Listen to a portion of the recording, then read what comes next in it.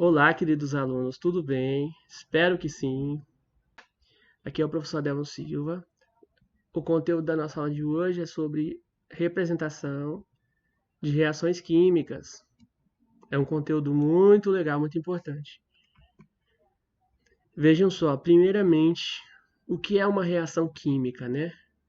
Uma reação química, ela é um fenômeno químico que ocorre quando certas substâncias se transformam em outras substâncias. Ok? Então, quando uma substância reage com outra e tem como resultado outras substâncias diferentes, isso se chama uma reação química, ok?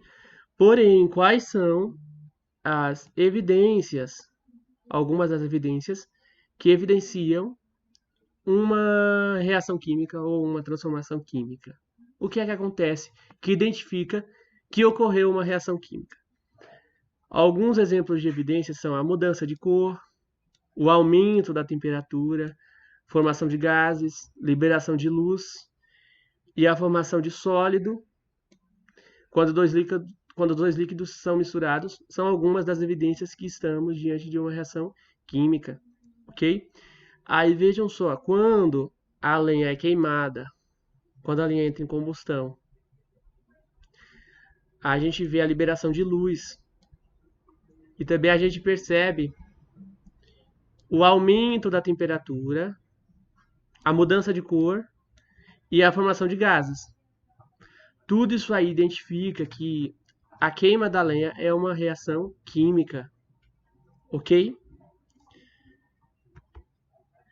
Outro também exemplo de reação química é a que ocorre com esses metais aqui, ó, o lítio, o estrôncio, o sódio, o cobre e o potássio. Tá? Quando eles entram em reação química, eles produzem chamas com cores diversificadas, ok? E também nós temos exemplos de reações químicas que podem ser explosivas, ok? Caso vocês queiram pesquisar mais sobre isso, fiquem à vontade, tá? É muito interessante esse assunto. Outro exemplo também de reação química é se a gente misturar, por exemplo, o ferro, a limalha de ferro, tá? Com o enxofre em pó. Quando a gente mistura essas duas substâncias, a gente chega a essa mistura aqui, ó, ferro misturado com enxofre, tá?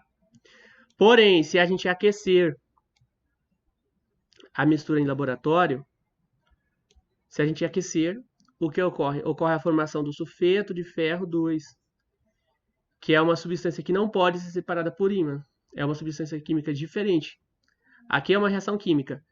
Porém, se a gente misturar o ferro junto com o enxofre e não aquecer, é possível separar o ferro do enxofre por meio de um ímã, tá certo? Já caso a gente aqueça essa mistura, não será possível mais separar o ferro do enxofre por meio de um ímã, entenderam? Isso aí evidencia que ocorreu uma reação química entre o ferro e o enxofre. E qual é a substância química? Sulfeto de ferro 2, ok? Como é que a gente representa essa reação química? Para representar as reações químicas, a gente utiliza as equações químicas, ok? O que é a equação química? É um conjunto de símbolos utilizados para representar uma reação química. Vejamos um exemplo de equação química. Vejam só, isso aqui é uma equação química, ó. O ferro, Fe significa ferro. O ferro, no estado sólido, esse S significa sólido. Mais o enxofre, que é representado pela letra S, que veio da palavra sulfur, que é enxofre em latim, tá? O enxofre, também no formato sólido, no estado sólido, ou seja, a gente adiciona o ferro mais o enxofre, ambos no estado sólido. Aí, por meio do aquecimento, essa letra delta identifica o aquecimento. Ocorre a combinação do ferro com o enxofre e forma o sulfeto de ferro 2, ok? Essa seta aqui identifica a transformação química, ok? Aí no primeiro membro da nossa equação, que é tudo que vem antes da seta, nós temos os reagentes. Os reagentes são as substâncias que reagem entre si na reação química, ok? Os reagentes são o ferro e o enxofre, ok? E no segundo membro da nossa equação, o que é o segundo membro? É tudo que vem depois da seta. No segundo membro, nós temos os produtos da reação. Tá? No caso, o produto. Qual é o produto da nossa reação química? É o sulfeto de ferro 2, que é Fe combinado com S, que é enxofre. Aí FeS significa sulfeto de ferro 2. Ok? Então, o ferro e o enxofre são os reagentes. Já o sulfeto de ferro 2 é chamado de produto. Ok? Como eu já disse, a letra grega delta, que fica sobre a seta, significa aquecimento. Como eu disse, o S entre parênteses significa sólido, o L entre parênteses significa líquido. Se fosse um G, seria gasoso. AQ significa aquoso, ou seja, quando a substância está em solução com água. E V significa vapor. Tá? Agora, tratemos outro exemplo de reação química. Tá? A ferrugem. A famosa ferrugem. Ou óxido de ferro, né? É um exemplo de oxidação. Formação de ferrugem. Veja só, a ferrugem é o produto de uma reação química entre o ferro. Ó, quais são os reagentes dessa reação química? O ferro, a água e o oxigênio do ar. Ou seja, quando a gente combina esses reagentes, o produto dessa reação química é chamado de ferrugem. Ok? Vejam só, por meio de um experimento simples, é possível demonstrar que o gás oxigênio e a água participam da reação de formação de ferrugem. Esse experimento aqui eu vou explicar para vocês, tá certo? No primeiro tubo, que vocês podem visualizar aqui, os pregos que contêm o ferro, eles estão em contato com a água, como vocês podem ver aqui, ó. E com o gás oxigênio, que está presente no ar e dissolvido na água. Qual é o resultado disso aqui? Ocorre a formação de ferrugem, porque aqui tem o oxigênio no ar e dissolvido na água, e também tem a água que está em contato com o ferro, ok? Então, os pregos de ferro enferrujam nesse primeiro tubinho, tá? Já no segundo tubinho, fechado, ou seja, ele está fechado, há uma substância higroscópica. O que é uma substância higroscópica? É uma substância que absorve a umidade do ar. Por exemplo, a sílica gel. Então, veja só. A sílica gel está aqui no fundo do segundo tubinho. Tá? A sílica gel é um pó branco que absorve a umidade do ar, que absorve a água. Tá? Como a sílica gel absorveu a água do ar, né? O vapor de água do ar, a umidade do ar. Então, o prego de ferro está apenas em contato com o oxigênio, mas não está conseguindo ter contato com a água. Então, não ocorre a formação de ferrugem no segundo tubo, ok?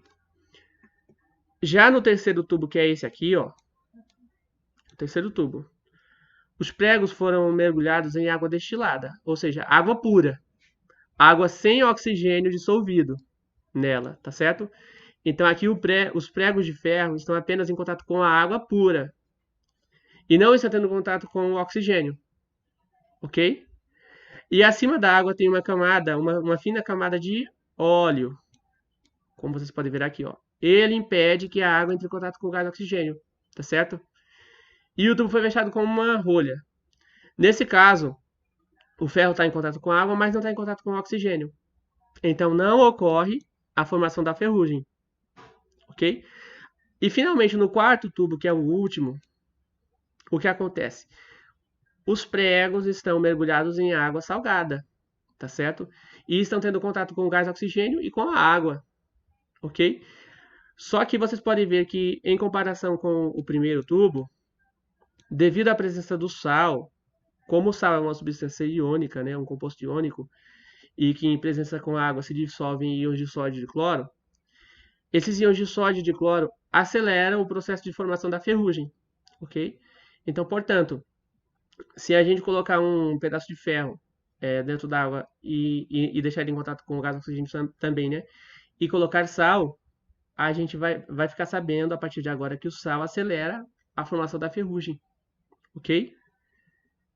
E ferrugem é muito mais rápido se o sal estiver em contato com a água, ok? E como é que a gente pode evitar a ferrugem? A gente pode cobrir, proteger a superfície do objeto de ferro, né, com uma camada de tinta. Ou seja, uma camada de tinta impede que o metal tenha contato com a água e com o gás oxigênio, tá certo? Então isso aí evita a ferrugem, ok? E também a gente pode cobrir o objeto com uma camada de zinco. Zinco é um metal que impede o contato do ferro com o oxigênio, tá? E com a água. Então o zinco, que é o processo de galvanização, a cobertura por zinco, tá certo? Se a gente cobrir com zinco, evita a ferrugem, tá? Também podemos cromar os objetos, tá? Objetos cromados são cobertos por cromo. O cromo também vai impedir a formação da ferrugem. Ou então o estanho, que é usado na parte interna das latas. Então, tanto o zinco como o cromo quanto o estanho impedem a formação da ferrugem, ok? Ou seja, dificulta a formação da ferrugem. E a camada de tinta também vai contra o processo de formação da ferrugem, ok? Então, alunos, essa foi a nossa aula de hoje. Espero que vocês tenham gostado. Realizem as atividades, tá certo? Que estão no grupo, ok? Bons estudos a todos vocês e até mais.